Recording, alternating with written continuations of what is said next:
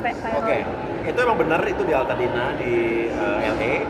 Pada saat itu kita lagi habis mengunjungi salah satu rumah WNI ya, yang terbakar juga di Pasadena. Itu kira-kira 3 blok dari situ. Kita jalan di situ bersama ada Yafi, anak dari YouTuber Indonesia di sana tuh, anak LA, tapi dia juga lagi nggak bikin YouTube juga, cuman karena ada beberapa teman-teman di sini media yang minta kayak apa sih yang sebenarnya di sana, karena kan yang beredar di sini kan banyak video-video dan berita-berita hoax ya.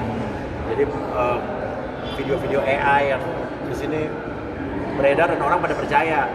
Nah, mereka pengen gue yang kebetulan pas ada di sana kasih lihat gimana sebetulnya yang terjadi, karena berita yang di sini juga kan kebanyakan bilang bahwa rumah yang terbakar itu rumah-rumah artis, rumah-rumah gede doang. Padahal enggak. Padahal yang paling banyak itu adalah justru rumah-rumah working class untuk menengah bawah yang juga kena jadi korbannya di sekitar Altadena. Nah, jadi kita ke sana dan di situ ada National Guard, ada FBI, ada polisi, dan kita sempat ngomong sama aparat itu bahwa kita boleh nggak ngambil gambar sini? Boleh, silakan. Perlu permit atau permission apa enggak? Silakan aja. Selama itu ada di sidewalk dan di public space, ya tidak masuk ke trespassing area, nggak masuk ke properti orang untuk melewati garis kuning. Dan di situ bukan cuma gue doang, ada puluhan orang lahir yang ambil video dari orang umum, ada influencer kali ya, gue nggak kenal mereka juga, ada TV-TV gede yang mereka ngambil gambar di sepanjang jalan itu, banyak banget. Dan itu kita udah berjalan udah berapa blok jalan, udah bersama-sama orang-orang yang lain, malah gue juga seperti wawancara juga sama media sana gitu.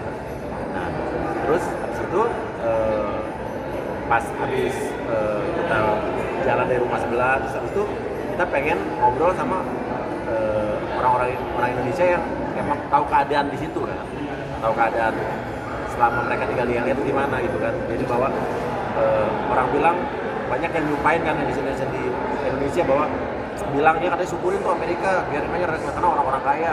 Terus kan sebelumnya kan kita membantu juga kan banyak orang-orang yang terkena dampaknya, orang Indo yang juga rumah terbakar banyak juga gitu kan. Dan banyak netizen yang bilang nyumpain biarin aja orang Indonesia kan juga di sini orang kaya. Nah, disitulah gue mau wawancara orang Indonesia juga yang ibaratnya baru punya rumah setelah sekian 19 tahun mereka baru bisa beli rumah dan lain sebagainya gitu. Nah, habis itu posisinya dari yang sebelah kita pindah ke sebelah, di mana ya kita mau ngomong ya, mau ngobrol. Nah, beradalah kita di depan rumah itu gitu kan ya. Ini emang kita kayak diatur oleh Tuhan untuk berdiri di situ gitu. Ya udah pas berdiri di situ, kita juga nggak tahu ada yang punya rumah atau orang itu rumahnya kan udah rata semua, nggak ada nomor rumahnya, nggak ada rumah, itu udah nggak ada rumah pokoknya kan kita diizinin sama aparat bilang lo boleh ngambil video di mana aja selama lo di public space atau di sidewalk. Emang ada diizinin dan itu puluhan orang lain.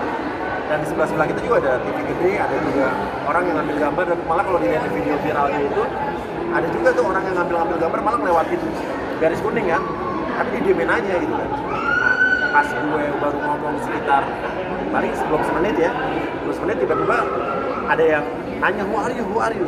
Ya kita bingung who are you siapa gitu kan. Gue nggak ngeliat terus terang dengar suaranya. Pas gue nengok, Vita gitu kan.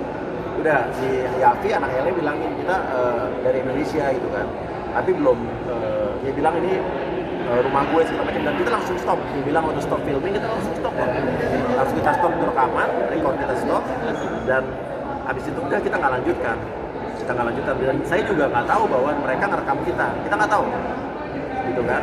Dan habis itu kita balik lagi ke dia untuk say sorry bahwa kita udah hapus videonya, tapi dia nggak tayangin. Yang dia tayangin itu adalah dipotong sama dia, di-cut, bilang bahwa video kita hapus gitu kan, dan kita nggak nayangin depan rumah dia, kita pindah ke sebelah. Nah, pas kita pindah ke sebelah, kita lihat orang itu masih berdiri lagi di situ, dan ada orang-orang lain, orang-orang bule lain yang ngambil gambar, tapi nggak ditegur. Tapi gue positif aja bahwa kita juga tidak menyalahkan dia kok. Kita mengerti perasaannya, mungkin dia berpikir kita tuh ngapain, karena ngomong kita kan bahasa Indonesia, mother language kita beda. Kita orang Asia yang beda omongan bahasanya. Dan pas abis teman gue ngomong itu, pas kita balik lagi itu, dia bilang lo nyari donasi. Jadi dipikir itu kita itu adalah orang yang pengen memanfaatkan keadaan dengan mencari donasi untuk kepentingan pribadi, karena di Amerika lagi rame begitu. Saya juga mengerti kok bahwa kalau dia keberatan bahwa kita berdiri di situ karena menghadap ke rumahnya dia yang udah kebakar itu, kita langsung stop. Kenapa kita nggak minta izin? Kita nggak tahu dia punya rumah siapa, dia muncul tiba-tiba dari tengah jalan. Dan di antara yang lain itu banyak banget puluhan orang yang emang ngambil gambar, bukan cuma kita doang, banyak sekali. Dan cuma kita yang ketemu.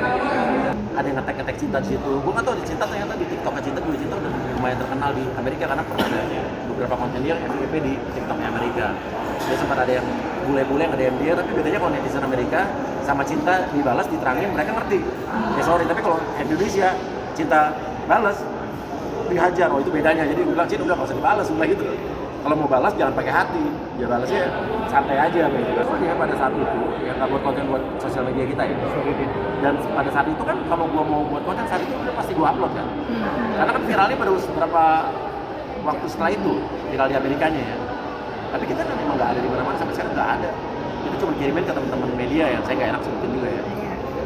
Dan itu sah-sah aja mereka gitu. Dan intinya kalau dibilang tidak empati, ya kita udah izin bersama puluhan orang lainnya dan kita nggak tahu dia punya rumah. Tapi sih sorry, kita udah minta maaf kalau emang lo keberatan, kita udah stop. Jadi itu aja.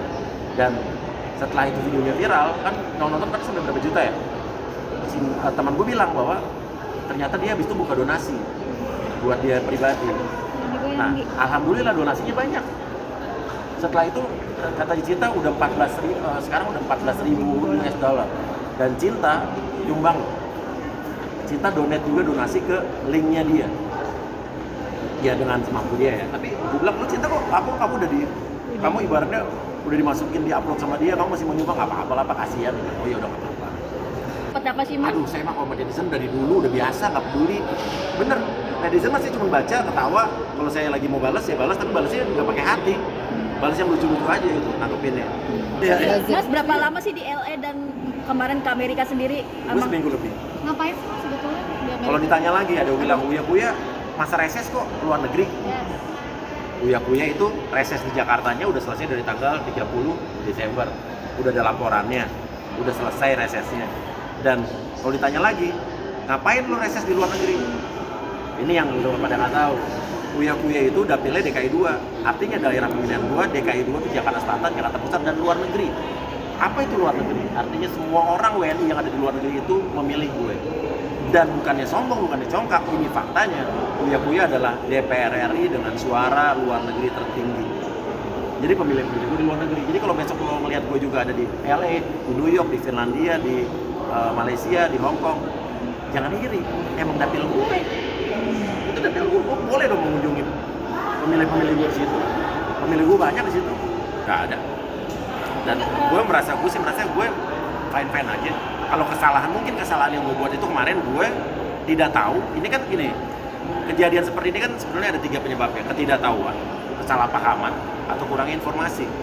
Kalau gue udah berinformasi bahwa kita boleh ngambil gambar di situ secara tanpa permit karena itu public space dan sidewalk, udah diizinin. Dan itu ada puluhan orang selain gue. Tapi gue tidak tahu kalau ternyata ada orang yang punya rumah, mengaku punya rumah muncul. Tapi setelah dia negur kan udah gue stop. Dan itu tidak ada maksud apa-apa tuh. Dan itu gue kita minta izin di mana orang dari tempat-tempat sebelumnya kita datangin ke rumah-rumah yang lain, emang nggak ada yang punya rumah. Mas ada kabar katanya mau dipanggil MKD Mas? Nggak tahu, belum dapat kabar. Gue dipanggil gue ya nggak apa-apa, gue datang lah klarifikasi. Tapi kalau gue pikir kesalahan gue nggak ada. Dalam arti kata kalau reses sudah gue selesaikan titiknya 20 titik ya. Terus sudah selesai dari tanggal 30 selesai ya. Udah ada laporan juga. Terus kalau gue keluar negeri juga, gue bilang dapil gue luar negeri. Dapil daerah pemilihan gue luar negeri. Artinya siap untuk memberikan klarifikasi. Siap banget. Dan menurut gue kalian udah menolong MKD. MKD udah cukup dengar klarifikasi di sini, udah bisa cukup lihat kan. MKD juga pasti kan kalian udah memberikan ruang saya untuk klarifikasi. Tinggal dilihat nih klarifikasi saya. Tapi kalau dipanggil pun saya nggak apa-apa sih.